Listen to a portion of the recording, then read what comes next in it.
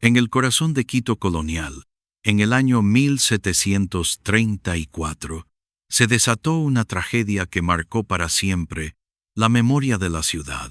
En un palacio señorial, levantado con la piedra oscura de los Andes y adornado con balcones barrocos, ocurrió un crimen tan brutal que incluso los jueces y sacerdotes se resistían a describirlo con palabras. Rosa, una esposa perteneciente a la élite criolla, madre de 3 niños que representaban el orgullo de su linaje, condujo a sus propios hijos hasta la fuente central del palacio y allí, en la misma agua, que era símbolo de vida y pureza, decidió hundirlos uno a uno hasta arrebatarles el aliento. Los cronistas de la época apenas dejaron notas breves, casi como si quisieran borrar el episodio. Pero los rumores, los testimonios de criados y esclavos y la memoria transmitida de boca en boca pintaron un cuadro mucho más oscuro. Una madre transformada en verdugo, un palacio convertido en escenario de horror y una fuente que nunca volvió a ser vista con inocencia. La noticia recorrió Quito como un relámpago. En una sociedad donde la familia era la base del honor y la maternidad estaba rodeada de un halo casi sagrado, el acto de Rosa era inconcebible. ¿Qué fuerzas podían llevar a una madre a ahogar a sus propios hijos? ¿Fue locura, desesperación, venganza o un oscuro ritual? Nadie lo sabía con certeza. Lo único cierto es que 3 pequeños cuerpos flotaron aquella madrugada en las aguas heladas de la fuente, y que sus gritos ahogados quedaron atrapados en la piedra del palacio. Los que conocieron a Rosa afirmaban que su vida era una cadena de silencios y humillaciones.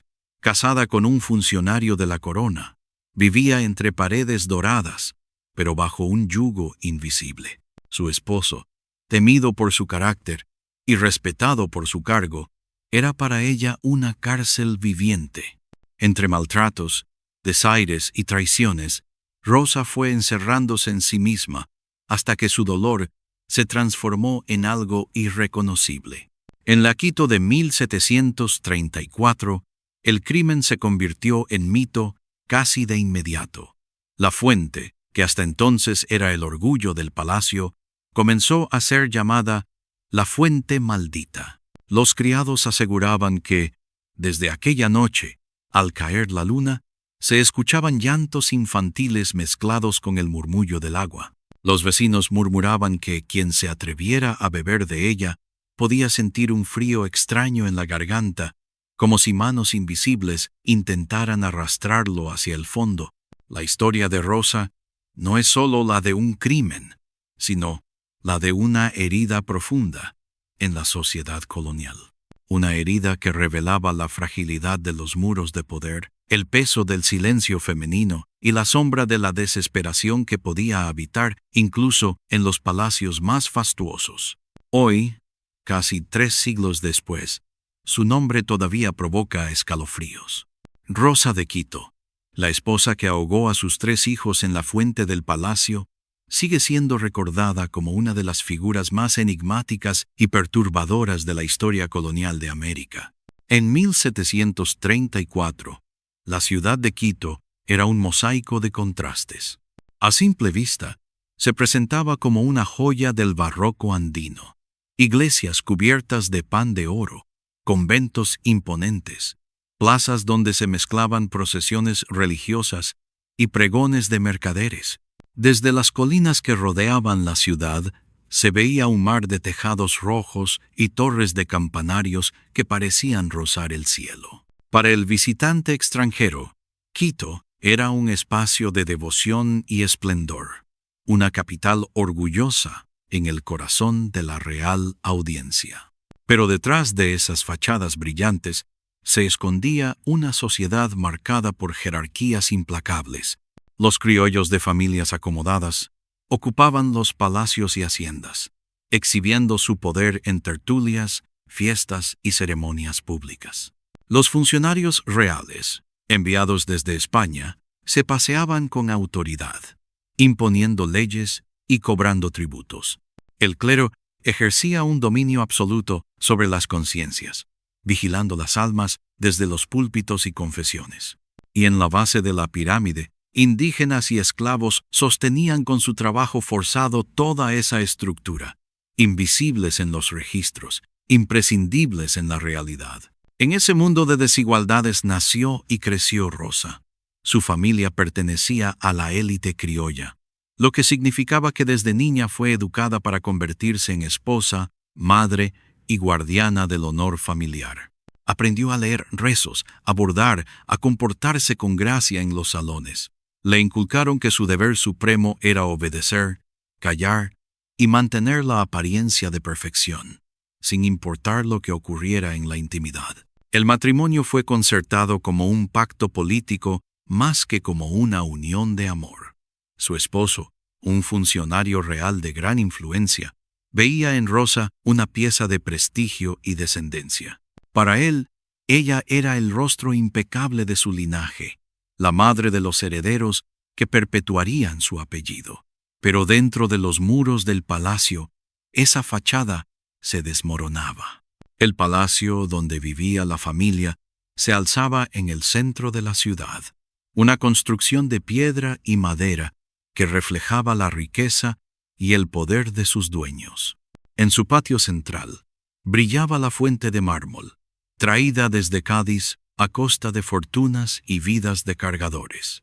Esa fuente era orgullo de la familia, símbolo de abundancia, punto de encuentro en las fiestas, lugar donde los visitantes admiraban la pureza del agua que manaba sin cesar.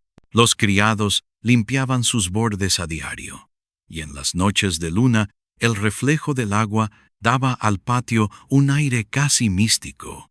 Pero para Rosa, la fuente adquirió con el tiempo un significado diferente. La contemplaba en soledad, mientras los niños jugaban a su alrededor y los criados iban y venían. Veía en ella no solo belleza, sino profundidad. Una profundidad que la atraía y la inquietaba. El agua clara parecía ofrecerle un espejo donde se reflejaban sus dolores, un susurro que la llamaba cuando el silencio de la casa se hacía insoportable. La sociedad quiteña era despiadada con las mujeres. La maternidad era considerada su misión divina, y cualquier falla en ese papel era vista como pecado. Una esposa debía tolerar las infidelidades de su marido, las humillaciones, los golpes. Debía sonreír en público, aunque llorara en privado. Rosa lo sabía, lo había aprendido desde niña, pero esa vida de resignación fue agrietando, poco a poco, su espíritu. Los 3 hijos que tuvo con su esposo eran, a los ojos de la ciudad, prueba de éxito y bendición. En procesiones y fiestas, la familia desfilaba como un retrato perfecto. El padre altivo, la madre serena, los niños vestidos con seda. Sin embargo, en la intimidad del palacio, Rosa sentía que los niños eran también rehenes de esa fachada. Veía en sus ojos la misma condena que había caído sobre ella. Un destino de apariencias, de cadenas invisibles, de vidas controladas por el poder y el honor. En esa quito de contrastes devota y cruel, espléndida y opresiva, la tragedia estaba latente. La fuente del palacio, admirada por todos, sería pronto testigo de un crimen que nadie podía imaginar. El agua, que había sido símbolo de vida, se transformaría en escenario de muerte. Y la ciudad, que se enorgullecía de su moral intachable, descubriría que incluso en los palacios más brillantes habitaba la locura y la desesperación. Rosa había nacido en una familia criolla de renombre. Desde pequeña fue presentada como una joya delicada, destinada a adornar el prestigio de los suyos a través de un matrimonio ventajoso. Aprendió a bordar con hilos finos, a tocar el clavecín, a leer oraciones piadosas y a comportarse con modestia en público. Sus días transcurrían entre rezos en el convento, lecciones de urbanidad y silenciosas vigilias en los balcones desde donde observaba el bullicio de la ciudad. La belleza de Rosa fue celebrada desde temprano. Tenía el rostro ovalado, los ojos grandes y una serenidad que enmascaraba sus tormentos internos. Esa serenidad fue interpretada como virtud, cuando en realidad era un velo impuesto por el miedo y la costumbre. Nadie preguntaba qué pensaba, qué soñaba, qué deseaba. Rosa no tenía derecho a deseos propios. Era un eslabón en la cadena de poder, un espejo en el que se debía reflejar la perfección femenina. Su esposo, funcionario real de alto rango, la trataba como un trofeo. En público la exhibía con orgullo, pero en privado su carácter se tornaba áspero, incluso violento. Los criados escuchaban discusiones a puertas cerradas, ruidos de objetos rotos, sollozos apagados. En ocasiones, Rosa aparecía al día siguiente con el rostro pálido y los labios apretados, como si la vida misma se le escapara a gotas. Nadie osaba preguntar. Los 3 hijos que tuvo con él fueron su única fuente de consuelo. Durante los primeros años, Rosa volcó en ellos todo el cariño que no encontraba en su matrimonio. Pasaba horas meciéndolos, cantando nanas suaves aprendidas de las criadas indígenas, acariciando sus cabellos mientras el palacio dormía. En su sonrisa se encontraba una luz que aliviaba su soledad, pero con el tiempo, esa luz comenzó a teñirse de sombras. Rosa comprendió que sus hijos también estaban atrapados en un destino que no podían elegir. Serían criados como piezas de un engranaje social, enseñados a ocultar emociones, a vivir bajo el peso del honor y las apariencias. Su esposo hablaba de ellos como herederos, como extensiones de su poder, nunca como niños con vidas propias. Rosa los veía jugar en el patio, correr alrededor de la fuente, y en cada risa detectaba un eco de su propia infancia rota por las obligaciones. El carácter de Rosa se fue transformando. A la fragilidad inicial se sumó un silencio cada vez más profundo. Sus ojos comenzaron a perder el brillo. Su sonrisa se volvió rara, forzada, en presencia de los invitados. Las criadas murmuraban que pasaban noches enteras junto a la fuente, mirando el agua correr como si buscara en ella un secreto. En sus manos se veían a veces marcas de tensión, uñas clavadas en la piel, como si el dolor necesitara escapar de alguna forma. Algunos decían que Rosa padecía de melancolía femenina, un mal que los médicos coloniales atribuían a las mujeres atrapadas entre el deber y la desesperanza. Otros la acusaban de ingratitud, de no valorar el lujo en el que vivía, pero nadie comprendía que el lujo era para ella una prisión dorada. Las paredes del palacio, tan admiradas por los visitantes, eran barrotes invisibles que le robaban la libertad y la identidad. El dolor más grande no era el de su cuerpo, sino el de su espíritu. Rosa se sentía fragmentada entre su papel de madre ejemplar y su realidad de esposa sometida. Amaba a sus hijos, pero temía que fueran víctimas del mismo ciclo de opresión. En su mente, la maternidad dejó de ser consuelo y se convirtió en un dilema: protegerlos para que vivieran en cadenas o liberarlos del sufrimiento antes de que fuera demasiado tarde. Ese dilema se convirtió en obsesión. Rosa comenzó a hablar con la fuente en las madrugadas, como si en el murmullo del agua encontrara una respuesta. Los criados contaban que a veces la veían susurrando palabras incomprensibles, acariciando la superficie del agua con las yemas de los dedos. Para algunos, aquello era señal de locura. Para otros, un presagio oscuro. Así era Rosa en 1734. Una mujer atrapada entre la devoción y la desesperación, entre la imagen pública de esposa perfecta y la realidad privada de un alma rota. Una mujer que amaba a sus hijos con la misma intensidad con la que temía su destino. Una mujer que, en silencio, fue gestando una decisión que transformaría su nombre en leyenda sangrienta. El destino de Rosa no se quebró en un solo instante. Fue un lento goteo de humillaciones que fueron horadando su espíritu como el agua desgasta la piedra. Pero en 1734, En el mismo palacio que se erguía como símbolo de poder, ocurrió una serie de hechos que encendieron la chispa final. La primera fractura se produjo en un banquete organizado por su esposo para agasajar a funcionarios de la corona. El salón estaba lleno de música y risas, y Rosa, como siempre, debía representar el papel de esposa perfecta, sonriente, dócil, callada. En medio del festín, un invitado elogió la belleza de Rosa con una cortesía ligera. Su esposo, lejos de mostrar orgullo, reaccionó con violencia.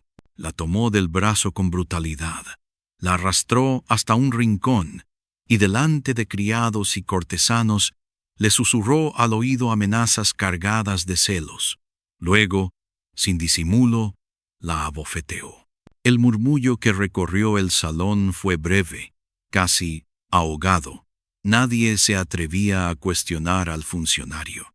Rosa, con el rostro enrojecido, regresó a la mesa como si nada hubiera ocurrido. Pero dentro de ella, algo se rompió. La segunda fractura llegó con el descubrimiento de una traición. Rosa había sospechado durante meses que su esposo mantenía una relación con una joven mestiza, una criada del palacio. Una noche, al recorrer los pasillos en silencio, escuchó risas sofocadas que provenían de una habitación cerrada. Empujó la puerta y lo encontró con la muchacha en brazos. Su mirada se cruzó con la de él, fría, desafiante, como si ni siquiera mereciera una explicación. Rosa retrocedió, y él, sin moverse, le dijo con voz seca: «Tú eres la esposa, ella es el entretenimiento. Acepta tu lugar». Esas palabras fueron un veneno más corrosivo que cualquier golpe. La tercera fractura fue más íntima, pero no menos devastadora. Uno de sus hijos, el mayor, comenzó a repetir frases que escuchaba de su padre, palabras de desprecio hacia las mujeres, gestos de superioridad aprendidos demasiado pronto. Rosa comprendió entonces que la corrupción del alma no llegaría en el futuro, sino que ya había comenzado a enraizarse en sus propios hijos. El ciclo se repetiría: hombres crueles, mujeres sometidas, y ella, impotente, veía cómo esa semilla germinaba delante de sus ojos. En esos días oscuros, la fuente del palacio se convirtió en su confidente silenciosa. Rosa pasaba horas sentada a su lado, escuchando el murmullo constante del agua. Lo que para los demás era simple decoración, para ella era espejo y abismo. El agua le devolvía su propio rostro deformado, multiplicado en ondas. Veía en ese reflejo tanto a la esposa humillada como a la madre desesperada.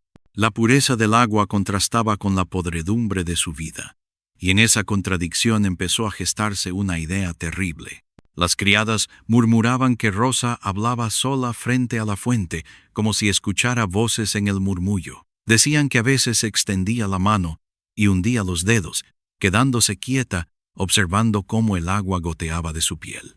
En las noches la encontraban de pie bajo la luna, con la mirada fija en el agua negra, como si esperara una respuesta. No era locura repentina, sino el resultado de años de silencios y heridas. La fuente, símbolo de abundancia para la ciudad, se convirtió en símbolo de escape para Rosa. En su mente, ese agua podía purificar el sufrimiento de sus hijos, podía evitarles el destino que ella había padecido. Poco a poco, la idea de liberarlos a través de la muerte dejó de parecerle un horror y comenzó a presentarse como una especie de salvación. La fractura final ocurrió una tarde, cuando su esposo, borracho, golpeó a uno de los niños por un simple accidente. El pequeño había derramado un poco de vino sobre su ropa, y la furia del padre se desató sin control. Rosa intentó interponerse, pero fue empujada con violencia. Vio a su hijo llorar, vio la marca del golpe en su rostro, y comprendió que no podía protegerlos dentro de esas paredes. Esa noche, junto a la fuente, tomó la decisión. Sus hijos no crecerían para repetir el mismo ciclo de dolor. Así, el agua que había sido espejo se convirtió en sentencia. Rosa ya no la veía como reflejo, sino como destino. El murmullo dejó de ser un susurro y se transformó en un llamado. La fuente esperaba, silenciosa, el cumplimiento del acto que la marcaría para siempre.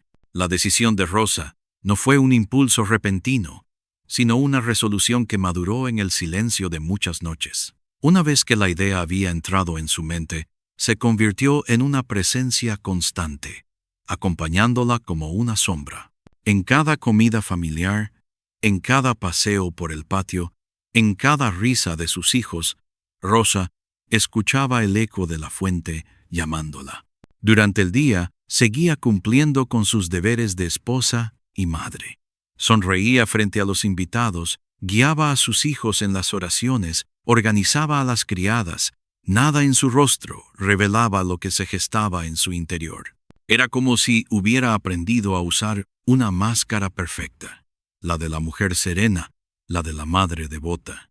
Pero debajo de esa máscara, el plan avanzaba con pasos firmes. Rosa comenzó a observar a sus hijos de manera distinta. Ya no los veía solo como prolongación de su dolor, sino como almas que debía rescatar. Cada vez que los arropaba en la cama, pensaba, no sufrirán como yo. Cada vez que los veía jugar, sentía una punzada de tristeza, sabiendo que pronto sus risas se apagarían. No era indiferencia ni crueldad lo que la movía, sino una convicción distorsionada. Creía que les estaba ofreciendo la única forma de libertad. Eligió la fuente como escenario, porque era el corazón del palacio. Allí, donde todos veían belleza, ella veía redención. El agua, siempre en movimiento, le parecía un velo entre este mundo y otro más sereno. La profundidad del pozo se convirtió en metáfora de un descanso definitivo. En su mente, sumergir a sus hijos en esa agua no era matarlos, sino devolverlos a un lugar donde no habría golpes ni humillaciones. Rosa esperó el momento adecuado. No podía hacerlo durante el día, con los criados y el esposo merodeando. Necesitaba la oscuridad, el silencio de la madrugada, cuando las velas se apagaban y el palacio caía en letargo. Durante semanas se preparó para esa noche. Los criados comenzaron a notar pequeños gestos. Rosa prolongaba sus paseos nocturnos, permanecía más tiempo junto a la fuente, acariciaba el cabello de sus hijos con una ternura inusual antes de dormirlos. Algunas sirvientas murmuraban que la señora sufría de melancolía, otras pensaban que estaba rezando en secreto. Nadie sospechaba la verdad. En su interior, Rosa organizaba cada detalle. Sabía que debía llevar a los niños de uno en uno para evitar sospechas. Sabía que debía elegir una noche de luna llena, para que la fuente estuviera iluminada y pudiera ver claramente en el agua. Sabía incluso que debía vestirse con un traje ligero, pues acabaría empapada y no quería dejar rastros que delataran su acto demasiado pronto.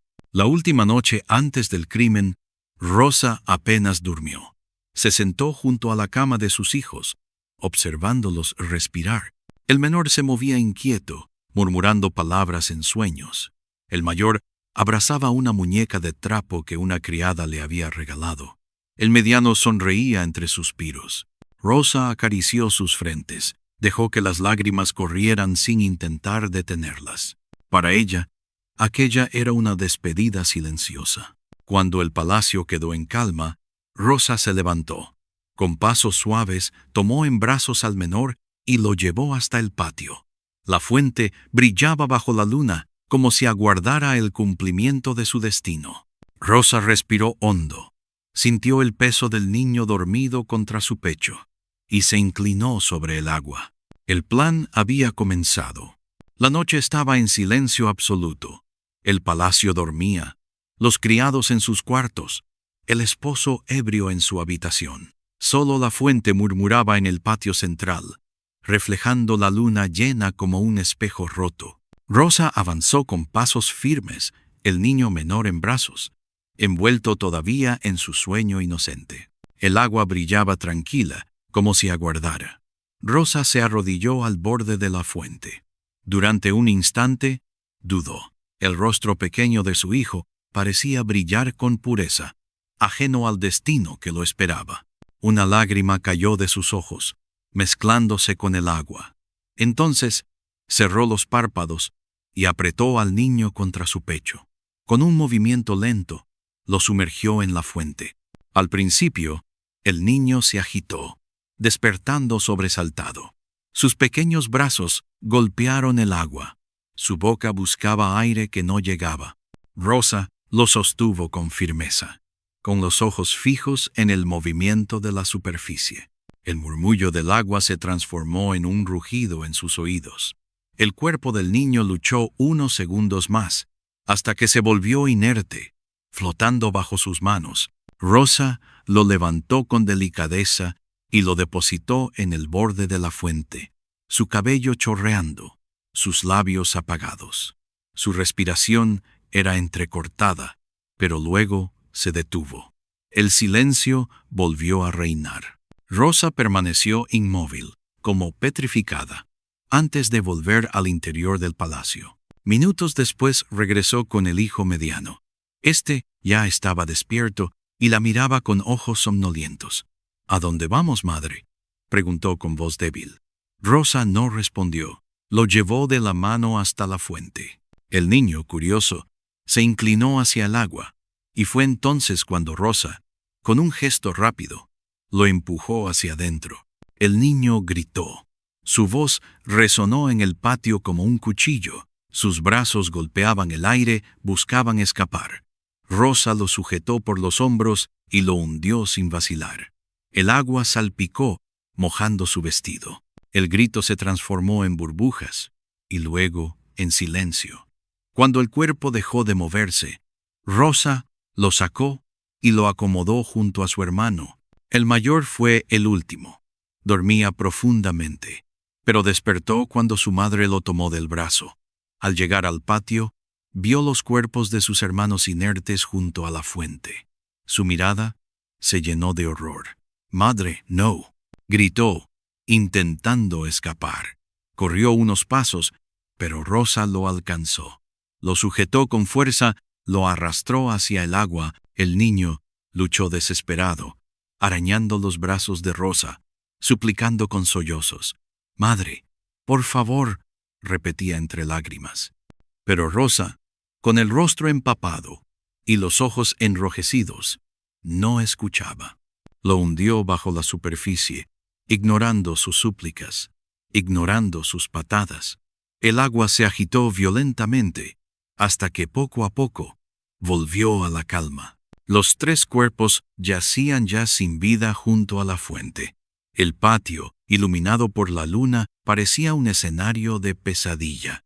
Rosa, empapada, respiraba agitadamente.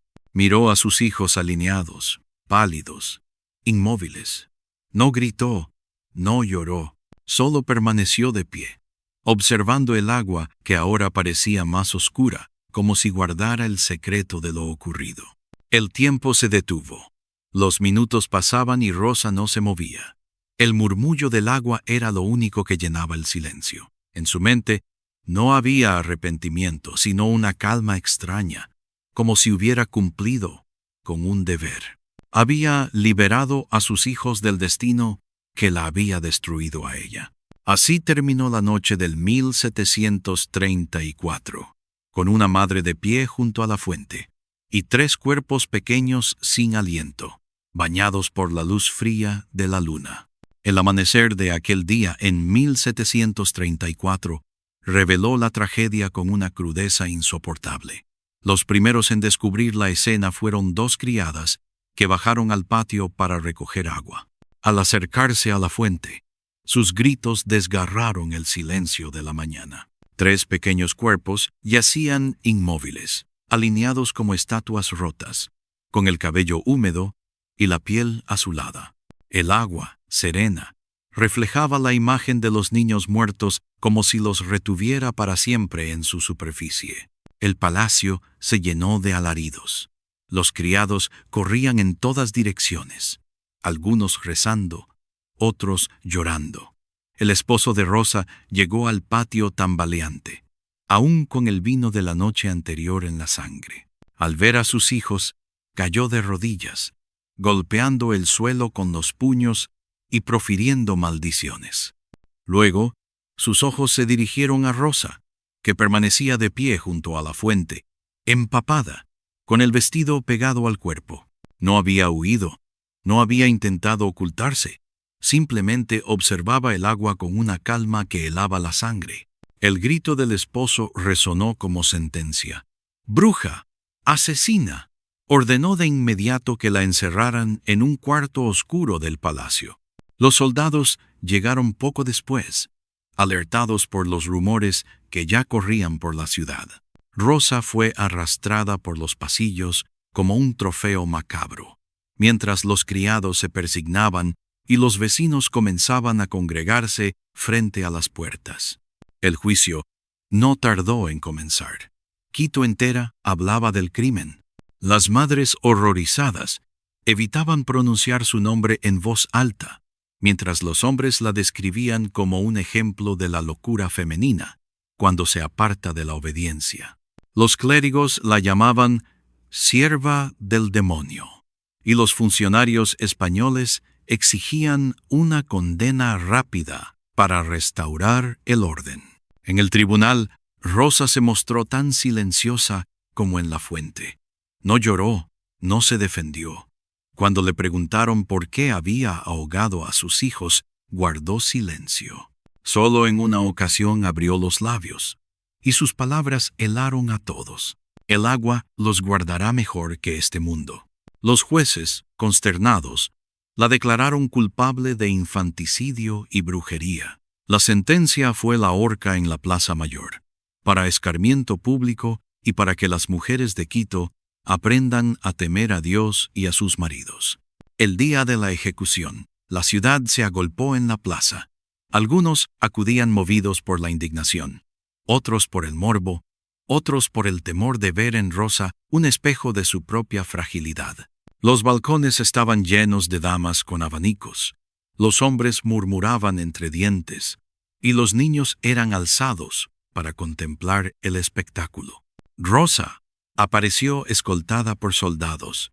Vestía un simple hábito blanco, símbolo de penitencia, pero en su rostro no había rastro de arrepentimiento. Caminaba erguida, con pasos firmes, como si la plaza entera no existiera. Sus ojos se dirigían al horizonte, no a la multitud. La gente murmuraba que parecía poseída, que una bruja no podía morir como una mujer común. En el cadalso, el pregonero leyó la sentencia en voz alta. Los nombres de sus hijos fueron mencionados, y un murmullo de llanto recorrió la plaza. Rosa permaneció inmóvil. Cuando el verdugo ajustó la soga alrededor de su cuello, cerró los ojos y murmuró algo que nadie entendió. Algunos dijeron que rezaba, otros que invocaba a la fuente. El silencio se hizo pesado. Luego, con un gesto seco, la trampa se abrió. El cuerpo de Rosa quedó suspendido, balanceándose en el aire, mientras un murmullo recorría la multitud. Nadie aplaudió, nadie celebró. Había un peso extraño en el ambiente, como si todos comprendieran que aquel crimen no era solo locura, sino el grito desgarrado de una mujer atrapada por un destino cruel. El cuerpo fue enterrado en una fosa sin nombre, pero la memoria de Rosa no desapareció. Al contrario, comenzó a crecer en los relatos de la ciudad. Para las autoridades, fue un ejemplo de castigo justo. Para los vecinos, una historia que se contaba en susurros. Y para las mujeres, en silencio, un espejo de su propia prisión. La fuente del palacio fue sellada poco después. Nadie volvió a beber de ella. Algunos afirmaban que el agua se había teñido de rojo, otros que los lamentos de los niños aún se escuchaban en las madrugadas. Quito nunca olvidó el crimen, ni el rostro sereno de la mujer que lo cometió. Tras la ejecución, las autoridades creyeron que con la muerte de Rosa, todo quedaría en el olvido. El cuerpo enterrado en una fosa anónima, la sentencia leída en la plaza y el silencio impuesto a la familia bastarían, pensaban ellos, para enterrar también la memoria.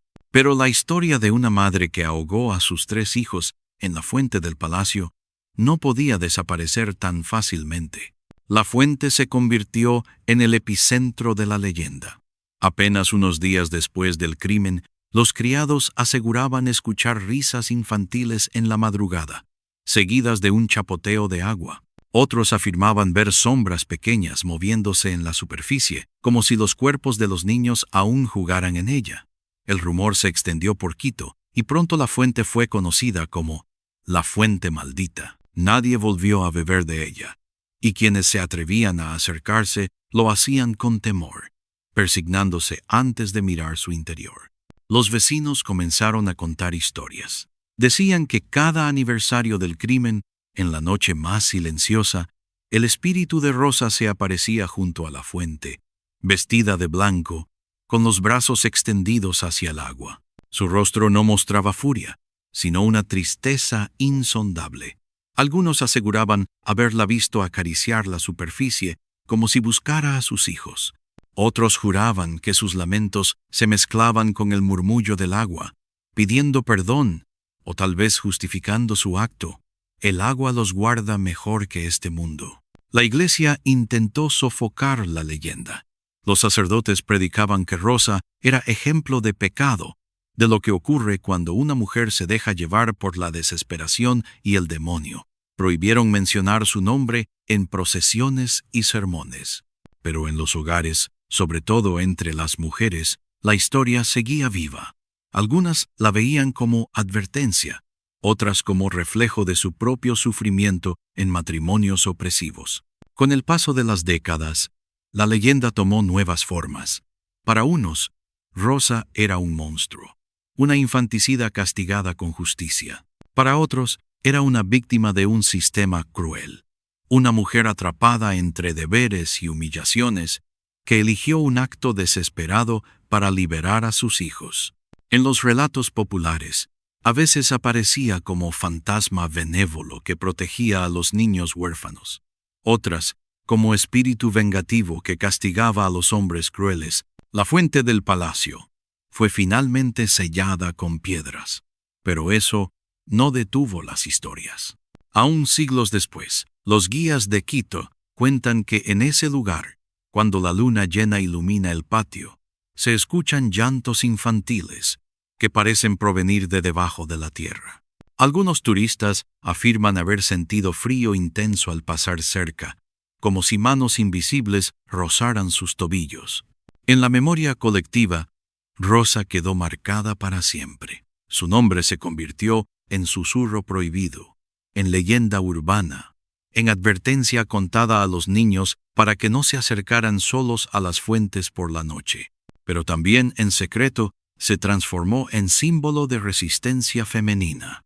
En tertulias clandestinas, mujeres murmuraban que Rosa había sido castigada no solo por el crimen, sino por atreverse a romper el papel que la sociedad le imponía.